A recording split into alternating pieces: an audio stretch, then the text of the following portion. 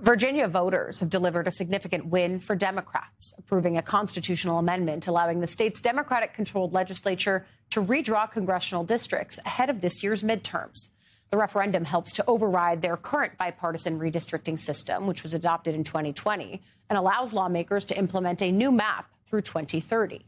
The new districts could allow Democrats to win 10 of the state's 11 congressional seats, which is up from the 6 the party currently controls. It comes amid an escalating national redistricting battle, with both parties trying to gain an advantage in the fight for a narrowly divided U.S. House of Representatives this November. I want to bring in Democratic Congresswoman Jennifer McClellan of Virginia. Just, Congresswoman, first, your reaction to voters approving this. Well, I think this shows that the people of Virginia are fed up with Donald Trump and his policies, but also his attempt to rig the midterm elections by changing the rules in the middle of the game. We spent a lot of time explaining to voters how redistricting in North Carolina made the difference between who controlled the House, and that made the difference whether you had a Congress fighting back against the worst instincts of Donald Trump. That made the difference in the big, ugly law with the biggest cuts to Medicaid in American history. That made the difference in whether you had a Congress standing up to our federal workforce being traumatized and fired.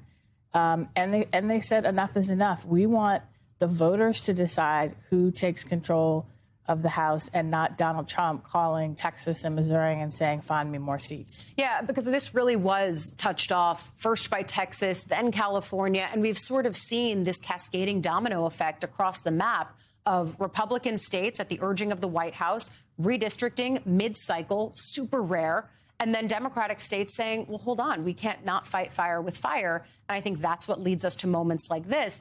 But Virginia, I think, is a state that I've found so fascinating, in large part because it was the place that brought us Glenn Youngkin, the rise of a potential new horizon of republicanism. And then, of course, now it is a state that has Abigail Spanberger. The governor's house has gone blue once again.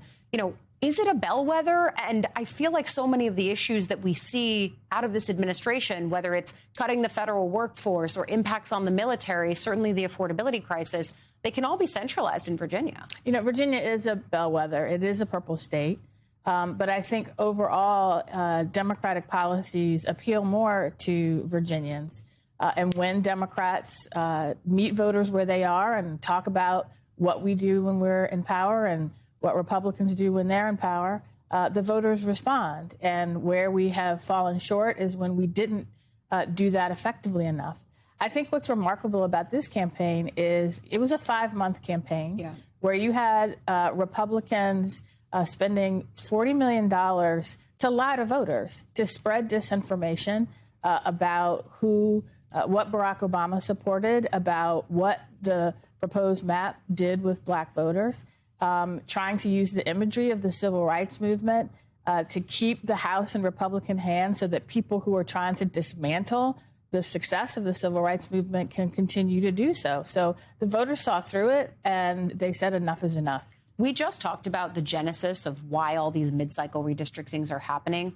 But do you have concerns about the fact that they're happening at all? I mean, it does feel like we are now going into previously uncharted territory.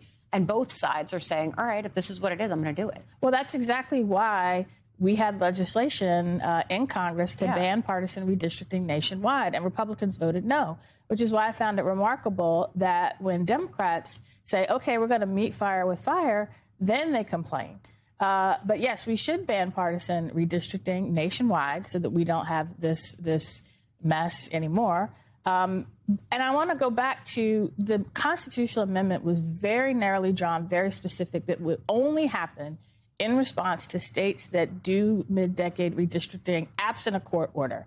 And so this was very narrowly drawn to say, we're going to fight fire with fire because you can't fight for the future of this country with one arm tied behind your back when the other side has 2 fists and brass knuckles on each side. The voters of Virginia said, no, we're going to level the playing field, and we want the voters to decide who controls the House, not Donald Trump and Texas and Missouri.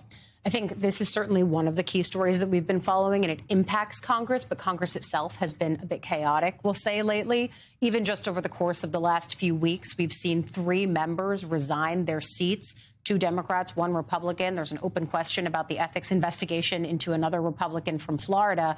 But I wonder if you can take a step back and just sort of reflect on the body that you are a part of and what you see in the fact that there is a lot of bad behavior going on here, and it doesn't feel like the processes in place are meeting the moment.